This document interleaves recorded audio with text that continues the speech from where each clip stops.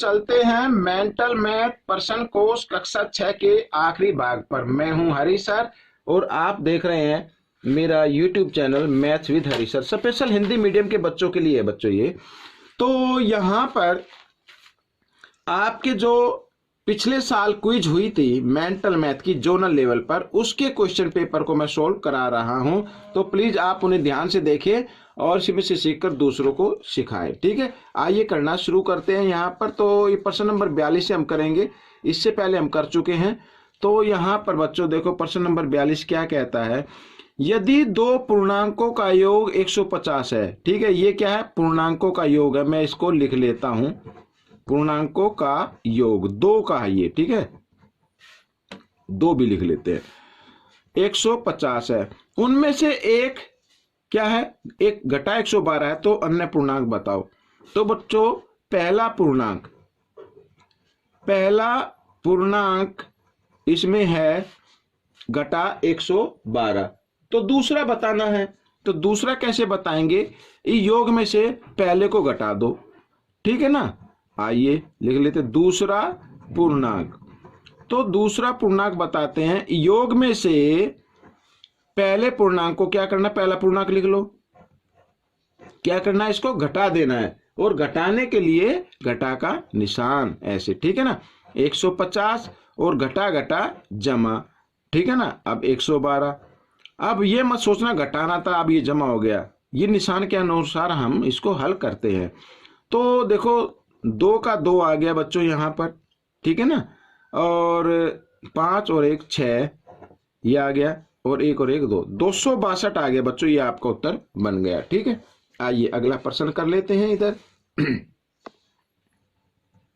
इसमें भी मान बताना है। आइए पहले ब्रैकेट खोल लेते हैं, घटा 19 और इनको इकट्ठा कर लो, जमा 3 और जमा 4 जमा 7 और घटा जमा घटा 1।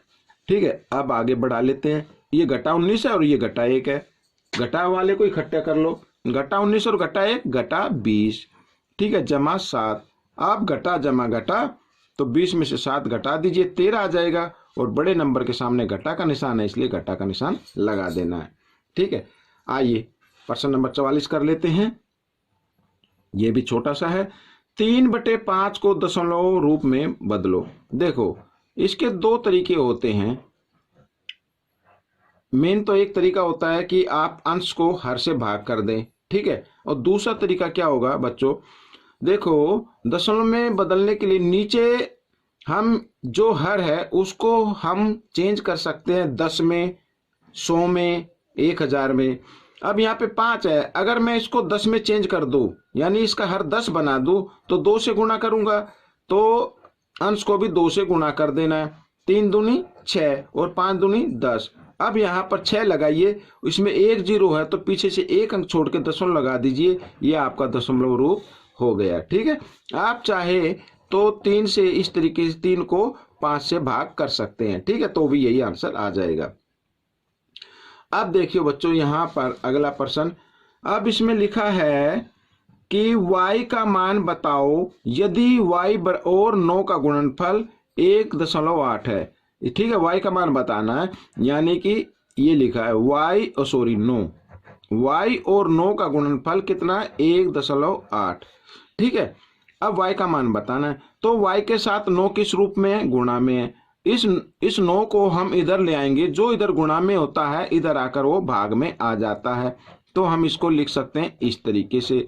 अब 9 का पाड़ा अगर हम ले तो आगे दशमलव आ रहा है ना, पहले 1 है, 1 पे तो 1 पे तो पाड़ा नहीं चलेगा, फिर आगे दशमलव। तो हम क्या करेंगे, दोनों का लेंगे, लेकिन उससे पहले आप क्या लगा दे, 0 दशमलव लगा दे। तो 9 1 9, 9 दूनी 18, तो 0.2 आ गया बच्चों y का मान। या तो आप चाहे तो इसको लिख सकते हैं 2/10 भी लिख सकते हैं। ठीक है ना, 2 और बटे का निशान लगाओ, दशमलव के लिए 1, दशमलव के बाद 1 अंक है तो 1 0, इस तरीके से भी लिख सकते हैं। ये दोनों आंसर आपके ठीक है। आइए अगला प्रश्न कर लेते हैं यहाँ पर। तो बच्चों अगले प्रश्न पर हम करना शुरू करते हैं। यहाँ पर है हमारे पास प्रश्न नंबर 46। ठीक है ना, अभी ये कितना था प्रश्न नंबर, हाँ 46 कर लेते हैं। ये देखो यहाँ पर यहाँ पर लिखा है m का मान बताओ।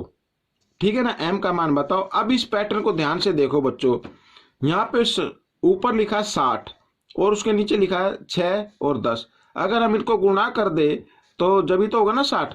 और यहाँ पे लिखा 6, इसके ये फैक्टर लिखे हुए 2 गुणा 3, 2 तिया 6 हो गया। अब यहाँ पर लिखा है 10 और 10 के फैक्टर लिखे m और 2, यानी कि यहाँ पर कौन सा नंबर आए कि उसको गुणा करे 2 से तो 10 हो जाए। जी हाँ, वो 5 आएगा, तो m बराबर आ गया 5। ठीक है ना, ये आपका उत्तर आ जाएगा 5 दूनी 10। ठीक है, इस तरीके से। आइए अगला कर लेते हैं। यहाँ पर बच्चों ये 2 प्रश्न और रहते हैं इस पाठ के, आइए इनको भी हल कर लेते हैं। अब इसको क्या करना है, जमा करना है। ठीक है ना। अब बच्चों आपको एक चीज याद रखनी है, जब कभी भी हर लगातार संख्याएं, चाहे पीछे से या आगे से, 3 और 4 ऐसे आए, ठीक है ना, लगातार संख्याएं होगी ना, 3 के बाद 4 ही आता है, तो आपको क्या करना है, उन दोनों को गुणा कर देना है, वही आपका लघुत्तम आ जाएगा।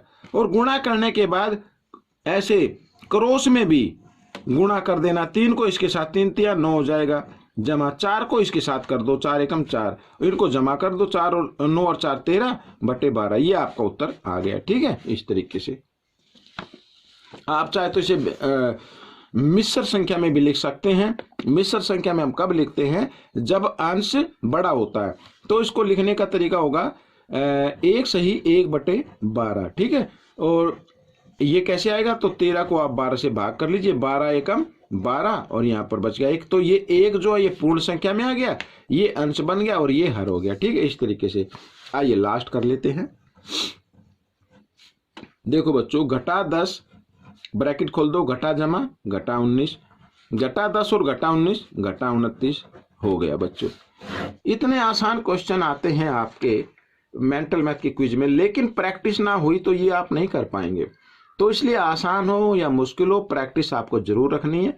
ठीक है, मिलते हैं एक अगली नई एक्सरसाइज में, तब तक के लिए आप सभी बच्चों का धन्यवाद।